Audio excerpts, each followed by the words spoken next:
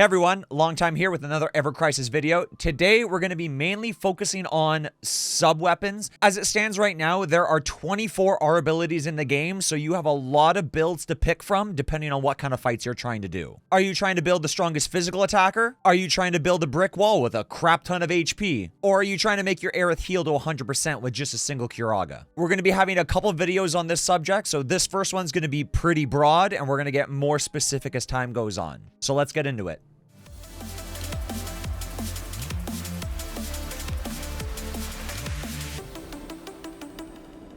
Before we get into each R ability, I just want to go over right here. Right now, this is a Google Doc that I have getting started. This Google Doc is going to be going over every single R ability and just having a full weapon breakdown as well. Everything is always going to be based on, again, level 90, no overboost, as you can see in the top left-hand corner. I'm trying to make these guides and lists as accessible to as many people as I can. If you want the link for this Google Doc, as it's going to start to evolve and expand in the future as I keep adding more tabs and keep expanding the information, link is going to be in the description down below. As you can see, for our abilities, they value anywhere from 32 to 6 at the base level 90, no overboosts. To count this value, if it's your main weapon, you're going to count the full value of this. Everything else, offhand and sub-weapons, you're going to count half of this value. So right now, let's go do a little bit of a deep dive into each individual R ability. Hopefully you guys like the new layout of the tier list. It'll keep evolving as we try and find new designs and we try and make sure that it's just... the information is going to be shown as correctly as possible. We're not going to worry about this whole little tier list right now for today. We're going to focus on the higher ups with the emblems that we have over here representing each individual R ability. So starting off with boost attack. Boost attack right now is going to be our option to boost your physical and magic attack. It's going to be less potent than the boost physical attack and boost magic attack R abilities themselves. So for this is like a good all around if you want to be casting magic, yet your auto attacks still hit hard, but it's kind of the jack of all trades, master of none. For me, like boost attack, there's nothing wrong with it, but I will definitely prefer other things drastically above it. So for boost attack, for me, it's not one of the R abilities that I'm really going to focus on.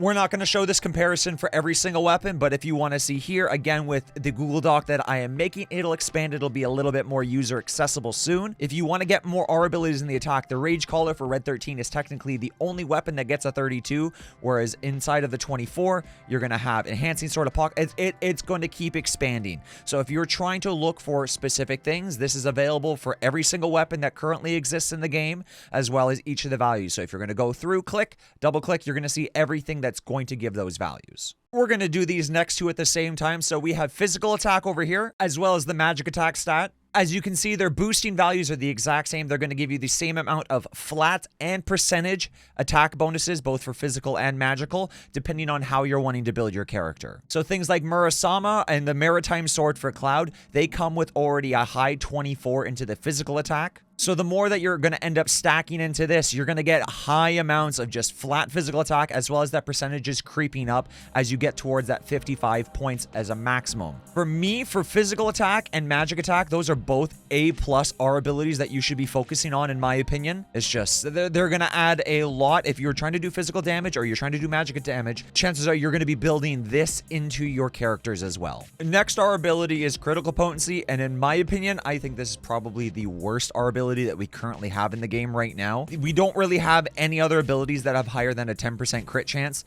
So the amount that you're going to spike for, just in terms of the pure raw that you would get from just the other abilities, and you're just going to sacrifice a lot of raw damage if you're trying to build for this critical potency. So as it stands right now, until we can get like higher critical chance, I cannot recommend the critical potency R ability. The last of my offensive R abilities is going to be the boost limit break potency. For the limit break potency here, if this also boosted summons or this also boosted healing, I would definitely rate this a little bit higher. I think it would have maybe some places if you could get it to boost summons as well as healing. But as it stands right now, it seems to only boost the damaging limit breaks. So for that, like, I think it's better than crit, but I don't think, like, you can get some really big cross slashes with Cloud or any of the other big 1000 damage. I think it gets up up to 2,000.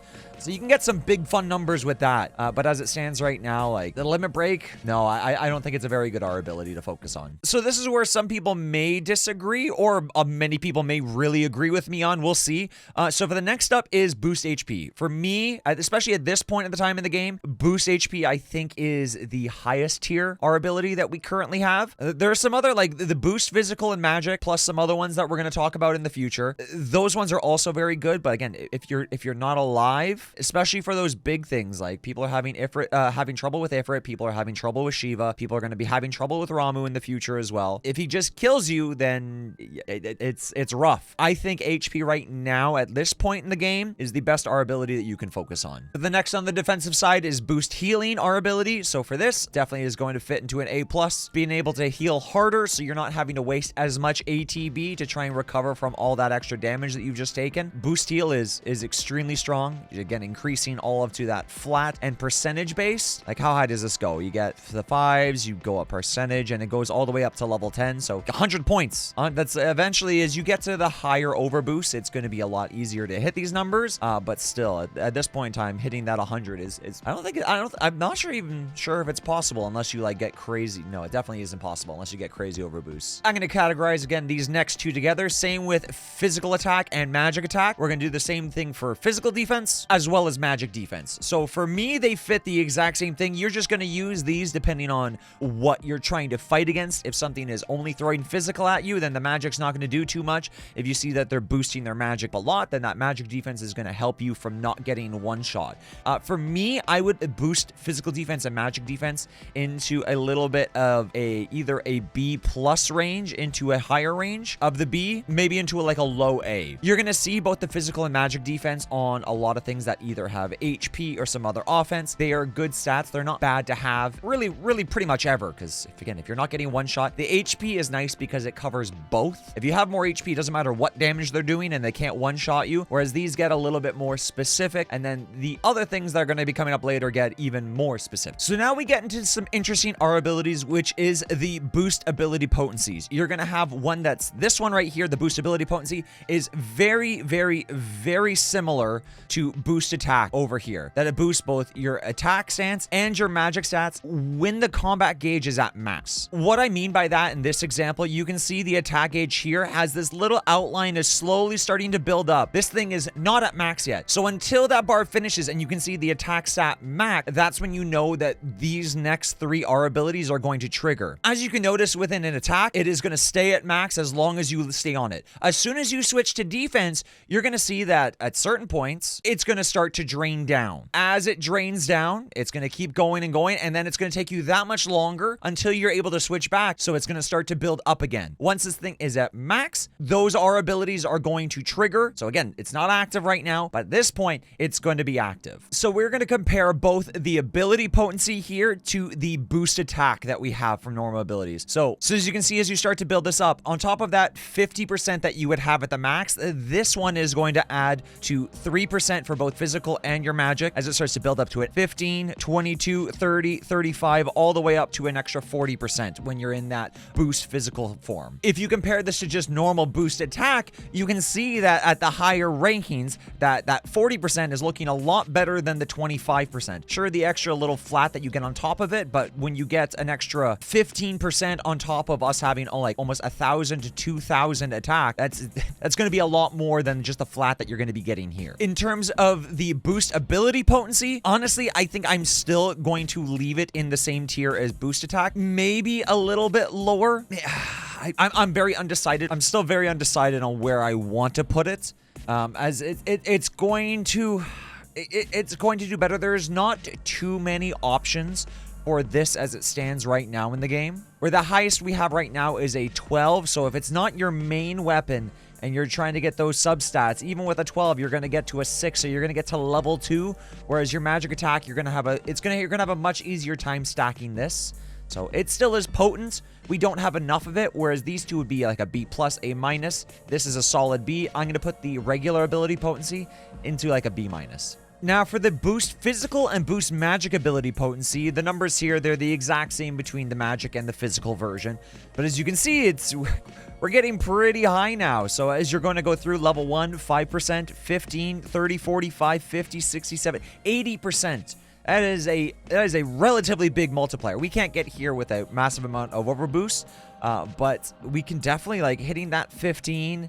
Hitting here is not going to be too bad. The boost physical and the boost magical, they both have the exact same potency, so we're not going to go between the two of them.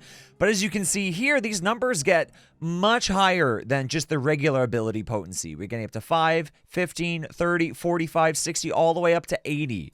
We don't have enough points. There's not even enough weapons right now that we could even hit this unless you have crazy overboost, but we're not judging based on that. These numbers here, they're going to start to look pretty damn good. For me, once we start to get more and more of these, I'm going to put both of these as well into the A+. This is where I think that these get severely underrated. Just that flat percentage is going to be very, very high. I think as we get more of these weapons, this is going to be good. Even though that these two are going to be on 100% of the time, this is only when you are at the full gauge max. Yeah, I think either to an A+ or like the lower, we're going to have to test and see a little bit more just to see how good these are. But I think right now that they're pretty damn strong. We're going to go through all of these like we did with some of the other ones that share the same. So we're just going to go over all elemental potencies at the exact same time.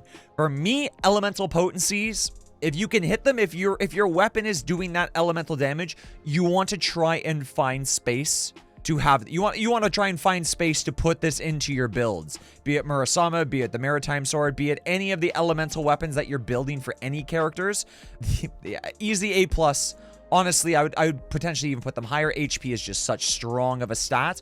But if you're trying to hit those elemental weaknesses and you're trying to use those elemental swords, there's a reason why, like, the costumes as well, like the Maritime Sword for Cloud, the Murasama, those costumes boosting that elemental damage are going to be extremely, extremely potent. There's a reason why you see most people suggesting all of these. These two, you're not going to see too many people suggesting yet, as we still just need to get more weapons that have this. And then I'd like to still do a little bit more testing, but I think that the end game for these two is still very strong. But again, we're going over the elementals. Elementals, fantastic. If I were doing this in terms of a weapon, again, sub-tier list, they're situational because they're only going to affect weapons that actually do that elemental damage. The other thing that makes elemental potency so strong is that it increases any elemental damage that you do on that character, be it physical or magical from their weapon, be it materia, or be it summons as well. Elemental potency sitting at A+, in my opinion, makes complete sense when the situation fits. The last up is going to be our elemental resistances, which is going to be, again, all 6 of them. So with the elemental resistances, you can see that it starts to stack up. It starts off a little bit low, but as it gets higher and higher and higher, capping out at a total of 50%, if you can just negate 50% of the total damage from anything that you're specifically fighting, especially the summon fights, that's gonna start to build up. So if you can't stack HP, and some of the weapons come with a little bit of HP or a little bit of boost attack, being able to stack this high enough, especially with how high they are on certain weapons, you can start resisting a fair amount. I would still probably recommend HP over top of everything. It's just, it's a nice bonus where it's going to work. For me, I'll put this in like in between A and B. I'll put this in between B. For me, it would be very situational. Definitely not bad. When they're good, they're going to be quite good. But when they're not, there's other things that you could be building, either trying to kill the summon a little bit faster, or anything that you're trying to fight with these elements a little bit quicker, or just being able to survive anything, even if they have some extra physical attacks. Because if they're not doing that specific element, then these just become a lot worse. You know, I will put them in line. I will put them in line with physical and magic defense, because I can't put them that much higher. They would be very similar to that. Like, you're still going to go mainly on offense with a bit of healing and a bit of HP, but for the elemental resistances, I will consider them, they're good when they're good, and they're useless when they're useless. That right there is where I'm thinking about how I'm valuing specific R abilities. Again, it's by a case-by-case scenario, and what weapons do you have? If you don't have specific weapons, then you're going to have a hard time building specific things. That Google Doc is going to be updated. It's going to get a lot prettier. It's going to get a lot more user user-friendly. If you have any suggestions or you disagree with where I put certain things or you think I undervalue or overvalue, let me know in the comments down below. I love having a discussion with you guys. If you're enjoying this Ever Crisis content, don't forget to subscribe. It really helps the channel grow. I greatly appreciate it. I do stream over at Twitch at twitch.tv/longtimetwitch. Based on the live stream that just happened, we know we have a free Sephiroth pull that's going to be coming out in the future, so we're gonna get to do a full breakdown on Sephiroth's new weapons. Excited for that. Hopefully it comes out with another dungeon or a new event, as the Tonberry event, the Watermelon Tonberry, is going away in 2 days. I'm excited to make more Ever Crisis content and keep meeting you guys from the community. So I'll see you guys in the next one.